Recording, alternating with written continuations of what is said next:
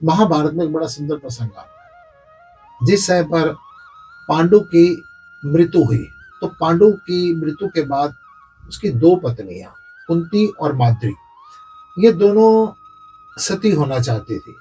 तो माद्री ने कुंती से कहा, बहन मैं सती हो जाती हूँ, तुम सती मत होना। कुंती ने आश्चर्य से उसकी तरफ देखा, कहती ऐसी बात क्यों?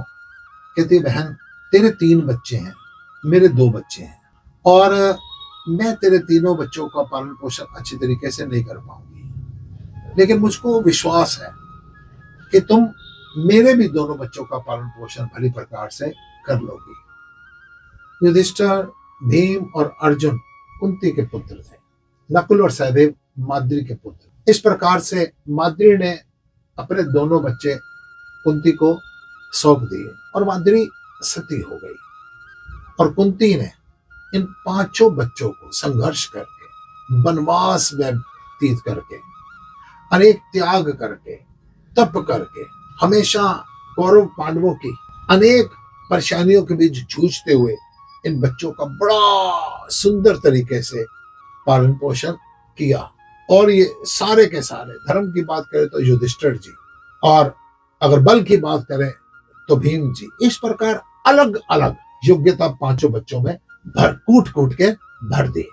और दूसरी तरफ देखा जाए तो धृतराष्ट्र की पत्नी, उसने देखा कि मेरे पति की आंखों पर पट्टी बंधी हुई है, उसने अपनी आंखों पर भी पट्टी बांध दी। जब माँ बाप अपनी आंखों पर पट्टी बांध लेंगे, माया की पट्टी बांध लेंगे, और पुत्र या हमारी जो संतान है वो जो मर्जी मन चाहे कर्म कर रही है, तो याद रखना कलेश ही पैदा होगा, हमेशा वासनाएं पैदा होंगी, लड़ाई झगड़े पैदा होंगे।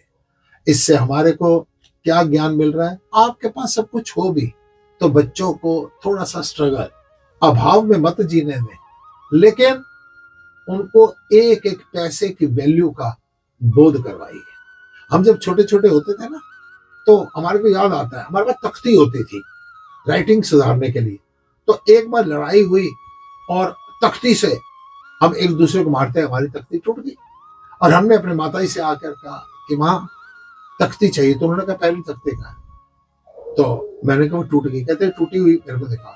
जब उन्होंने टूटी, ये टूटी कैसे, पूरी बात पूछी और स्कूल तक बात आई, तो हमारी पिटाई हुई थी, हमारे को आज तक याद है।